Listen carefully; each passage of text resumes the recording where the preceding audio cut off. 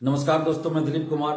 दोस्तों, आज सुबह बीपीएससी के चेयरमैन अतुल प्रसाद जी से हमने बीपीएससी ऑफिस जाकर बीपीएससी से संबंधित कई मुद्दों को लेकर मुलाकात किया और हमने पहली मांग ये रखी थी कि बीपीएससी पीटी से ई ऑप्शन को हटा दिया जाए।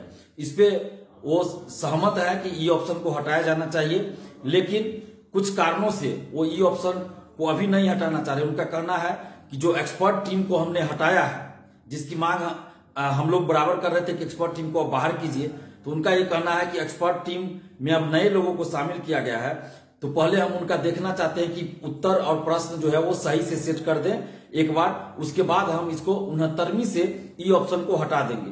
पहले उनका जो कहना था कि पहले उनका फोकस है कि क्वेश्चन और आंसर सही सेट हो जाए, ताकि ई ऑप्शन की प्रासंगिकता जो है वो खत्म हो जाए और 69वीं से ई ऑप्शन को हम पूरी तरह से हटा देंगे। लेकिन अभी वो ई ऑप्शन को हटाना नहीं चाहते हैं। उनका कहना यह है कि अभी हमारी मजबूरी है, यानी कि इनडायरेक्टली वो यही कर रहे हैं कि ई ऑप्शन को सेफ्टी वाल्व के रूप में बीपीएससी इस्तेमाल कर रही है। और दूसरा हमारा जो प्रमुख डिमांड था वो था कि आप 67वीं मेंस की जो तिथि है उसको आगे थोड़ा बढ़ा दीजिए, क्योंकि ऑप्शनल सब्जेक्ट में आपने अचानक से परिवर्तन कर दिया उसके पैटर्न में, तो जिसको लेकर उनका कहना था कि हम सारा चीज तैयार कर चुके हैं, डेट आगे बढ़ाना उतना पॉसिबल नहीं है, लेकिन हम इस पे विचार करेंगे। लेकिन हमने उनको फिर कहा इस बात के लिए कि ऑप्शनल में आपने जो अचानक से ये कर दिया, पैटर्न में कुछ बदलाव कर दिया, उसके चलते ज्यादा दिक्कत हो रही है। तो उनका ये कहना था कि ऐसा भी हम करें कि आपकी बात को हम अगर मानते हैं तो ऑप्शनल सब्जेक्ट जो है, ऑप्शनल पेपर जो है, उसको हम थोड़ा सा मौका दे दें कि उसका एग्जाम हम थोड़ा आगे बढ़ा दे, ऑप्शनल सब्जेक्ट का, सिर्फ ऑप्शनल पेपर का। लेकिन अभी तक वो कुछ स्पष्ट नहीं बताए कि क्या होगा नहीं होगा। तो जो मेंस दे रहे हैं, 67वीं मेंस दे रहे हैं, वो यही मान के चले कि आपकी परीक्षा 29 दिसंबर से है, तो उसी को मान के चले। लेकिन हमने ये मांग रखा है कि अगर आप डेट आगे नहीं ज्यादा बढ़ा सकते तो कम से कम ऑप्शनल जो पेपर है उसको आप बाद में कर दीजिए। 5 दिन 7 दिन 1 सप्ताह का कम से कम आप ऑप्शनल सब्जेक्ट के लिए मौका दे दीजिए। ऑप्शनल सब्जेक्ट के लिए आप 1 सप्ताह का मौका दीजिए, क्योंकि आपने अचानक से बदलाव किया। तो मुझे पूरी उम्मीद है कि ऑप्शनल सब्जेक्ट जो है, ऑप्शनल पेपर जो आपका है, उसकी परीक्षा कम से कम 1 सप्ताह बाद लिया जाए, ऐसी मुझे उम्मीद है। मैंने बीपीएससी के चेयरमैन साहब को इन बातों से अवगत कराया है कि अचानक जो आपने ये पैटर्न में परिवर्तन किया, उसके चलते परेशानी हो रही है और एग्जाम से आपने 18 दिन पहले किया है। तो मुझे लगता है कि ऑप्शनल जो पेपर है उसकी परीक्षा कम से कम 7 दिन 6 दिन बाद लिया जाएगा, मुझे जैसा लगता है। मैंने ये रिक्वेस्ट किया है अध्यक्ष साहब जो है, चेयरमैन साहब अतुल प्रसाद जी, उनसे। तो मुझे उम्मीद है, उनका जो बॉडी लैंग्वेज से मुझे लगा कि वो इस बात को सिर्फ हो सकता है स्वीकार कर ले। हालांकि हमने ये मांग किया कि आप पूरी परीक्षा को ही 10 जनवरी के बाद कर दीजिए, कि 10 जनवरी के बाद पूरी परीक्षा लीजिए, मेंस परीक्षा, लेकिन उस पर वो सहमत नहीं हो रहे थे। तो फिर हमने एक दूसरा ये चीज कहा कि आप ऑप्शनल पेपर जो है, ऑप्शनल को ही बाद में कर दीजिए, कुछ मौका दे दीजिए, क्योंकि आपने अचानक से परिवर्तन किया है। तो हो सकता है कि वो इस पे बात मान जाए, सहमत हो जाए, और ऑप्शनल जो सब्जेक्ट आपका ऑप्शनल पेपर है उसकी परीक्षा 5-7 दिन बाद ली जाए, तो इतना हो सकता है कि हो जाए। इसके अलावे हमने ये भी बात रखी है कि मेंस पेपर में जो मेंस जो होता है उसकी जो कॉपी चेक होती है, उसमें कई अभ्यर्थियों का ऐसा देखने को आया है कि मार्क्स जो है 5 नंबर 6 नंबर, किसी का 10 नंबर कम कर दिया जाता है, बाद में काट लिया जाता है, किसी का बढ़ा दिया जाता है, जिसका पैरवी पैगाम रहता है उसका बढ़ा दिया जाता है। तो इस पे उन्होंने कहा है कि इस बार हम पूरी तरह से चुस्त दुरुस्त करेंगे और मेंस की जो कॉपी चेक होती है उसकी प्रक्रिया को पूरी तरह से बदल दिया है।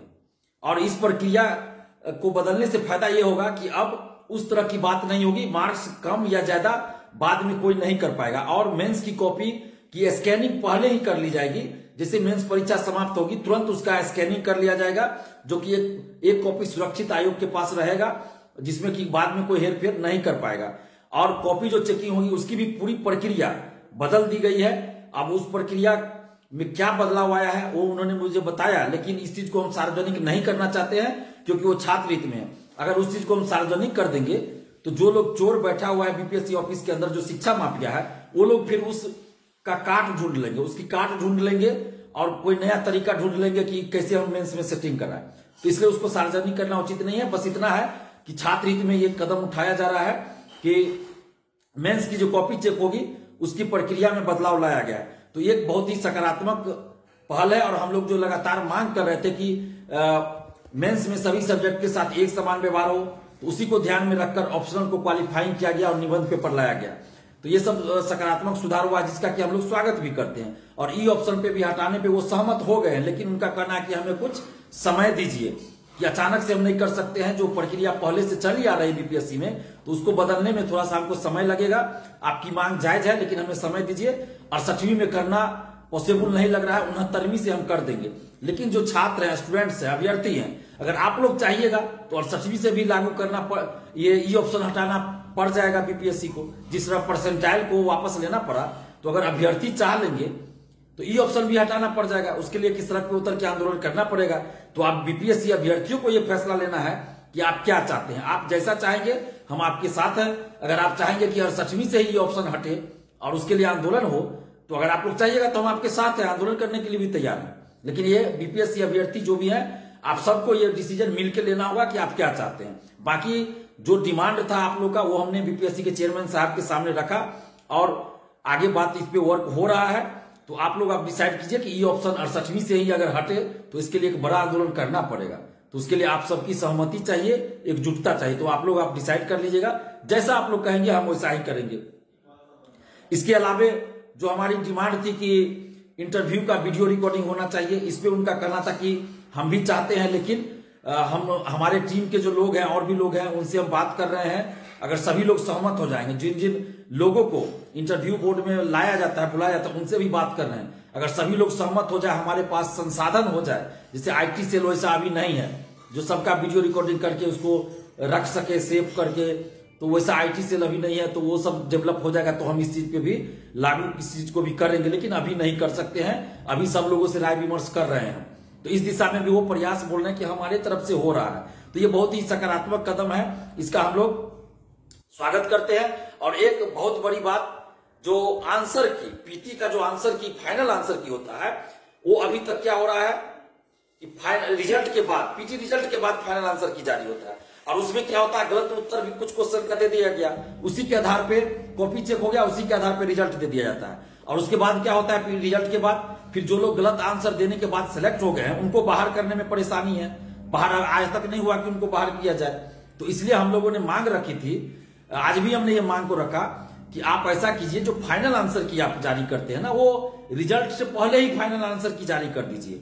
अगर उस पर भी आपत्ति होगा तो हम लोग आपत्ति दर्ज करेंगे, सोर्स बताएंगे, और उसके बाद आप फाइनल आंसर की जारी करने के बाद आप रिजल्ट प्रकाशित कीजिए। तो इस पे भी वो सहमत हुए हैं और उन्होंने कहा है कि अब 68वीं पीटी से ही प्रोविजनल आंसर की जैसे जारी होगा उस पर आपत्ति मंगाई जाएगी, उसके बाद फाइनल आंसर की जारी होगा। अगर उस पर भी आपत्ति होगी तो सोर्स लेकर आप लोग आ सकते हैं, हमारे एक्सपर्ट टीम रहेंगे, उसके साथ आप लोग डिबेट कीजिएगा। और उसके बाद जो आंसर फिर तय होगा फाइनल, उसके बाद फाइनल आंसर के बाद फिर फाइनल आंसर जो तय होगा उसके आधार पर फिर पीटी का रिजल्ट घोषित किया जाएगा।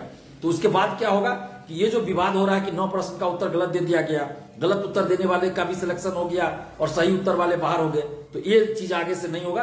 तो एक बहुत बड़ी ये छात्र आंदोलन की जीत है, क्योंकि लगातार हम लोग इस चीज की मांग कर रहे थे, आज भी हम इस चीज की मांग की है। तो छात्र आंदोलन की ये जीत है।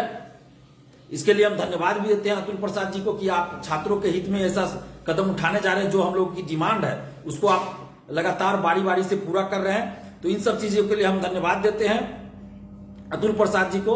और सबसे ज्यादा विरोध हमने अतुल प्रसाद जी का हम ही ने किया। परसेंटाइल जब लाया गया तो सबसे ज्यादा विरोध अतुल प्रसाद जी का मैंने ही किया था।